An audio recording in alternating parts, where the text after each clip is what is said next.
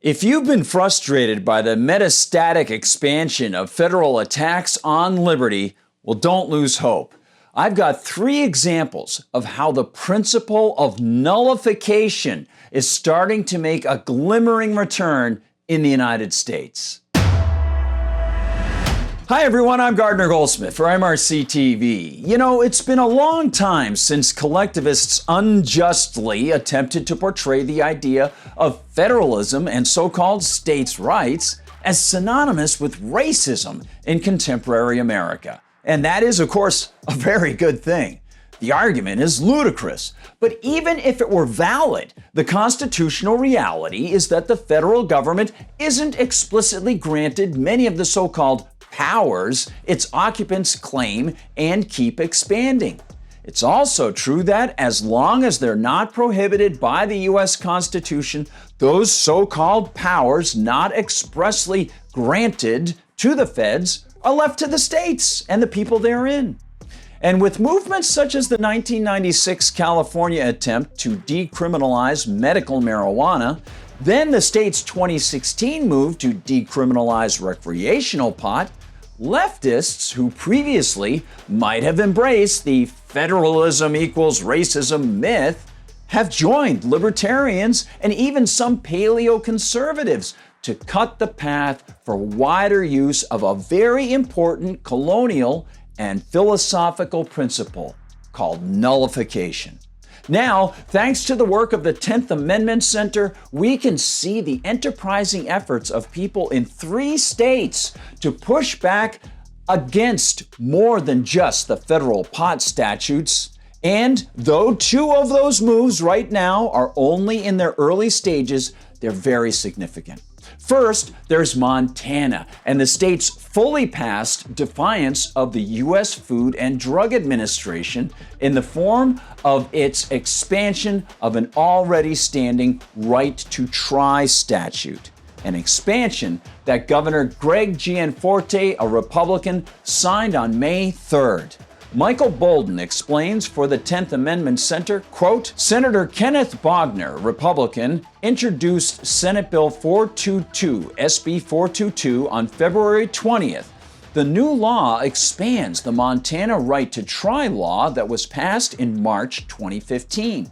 It currently enables terminally ill patients to access medications and treatments that do not have final FDA approval. The enactment of SB 422 will expand the law to enable any patient to access medications and treatments not yet given final approval for use by the FDA. SB 422 simply removes all patient eligibility requirements from the current law. In fact, as Robert Higgs et al. Have pointed out in the book Hazardous to Our Health, the expenses and time burdens placed on drug makers can be taken to account for millions of premature deaths due to FDA-created delays in drugs reaching market. Of course, the consequences of FDA burdens and its institutional corporate favoritism are really just side notes to the fundamental problems of its unconstitutionality and its immoral existence through taxation and threats of force.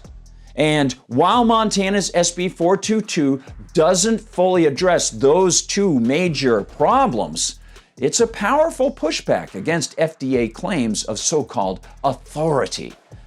And it's one that other state legislatures and governors might mimic. As Michael notes, the Montana statute goes into effect on October 1st. Now, the second of our 3 state moves towards nullification comes from oil-blessed Texas, which, if its natural resources were unleashed, would be able to expand domestic oil production and refinement to an estimated 10 times greater capacity than what was measured for all of the United States in 2009. Michael Bolden separately writes for the 10th Amendment Center that on May 5th, a bill to negate numerous federal environmental lockdowns of Texas oil exploration and recovery passed the House and now heads to the state's Senate. Quote, Representative Brooks Landgraf introduced House Bill 33 on February 23rd.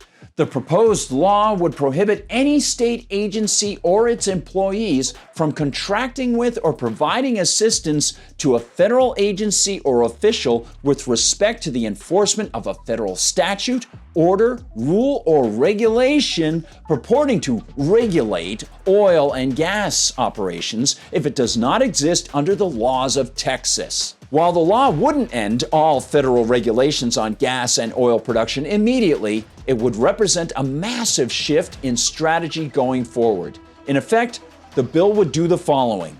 1. Ban state and local enforcement of any federal regulation of gas and oil operations on the books that doesn't have a concurrent measure in Texas state law. 2. Ban state and local enforcement of any new regulation of gas and oil operations that might come from Washington, D.C. in the future that isn't on the books in Texas. 3. Shift the focus and attention to oil and gas regulation measures on the books in state law, effectively giving Texas complete control over the regulation of its oil and gas industry. Well, this bill is headed to the state Senate. Now we come to number 3, the state of Pennsylvania, which sees a nascent pushback against the oppressive and offensive Bureau of Alcohol, Tobacco, and Firearms, BATF, or to its friends known as ATF.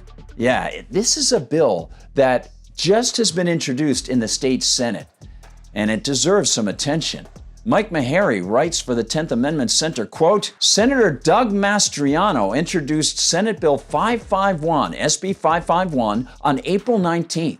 The legislation declares that a federal action relating to a firearm, magazine of a firearm, accessory, and ammunition intended to restrict possession, transfer, or use of the same shall be unenforceable by any official, agent, or employee of Pennsylvania or a political subdivision of the state.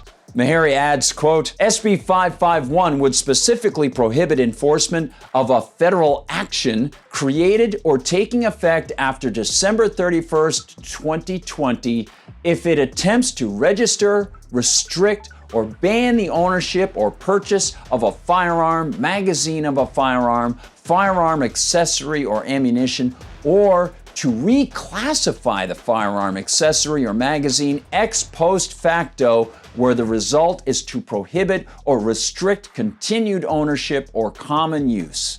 Under SB 551, an attempt by the federal government to create within this Commonwealth a registry regarding a firearm, component, or accessory, ammunition, or magazine shall be prohibited. Yeah. And get this, the bill would strip so-called immunity away from any state agents who participate in these odious activities promulgated by the feds. Quote, SB 551 includes a process to sue state actors who violate the law. It would also bar political subdivisions of the state from receiving grant funds from the state if they adopt a policy in violation of the law. As Meharry notes, this bill currently is in the Pennsylvania Senate Judiciary Committee. We'll see how committee members respond to the bill and to the calls from constituents to make sure that it's sent to the Senate floor for a vote. And we'll see how many other states adopt these kinds of beneficial acts of nullification. The principle was at the heart of founding era federalism, and it's been eroded to near impotency. But the times, it seems that the times they are a-changin'. As Americans see more of their rights crushed, as Americans start to get frustrated and recognize that their children's future is at stake, they're starting to push back.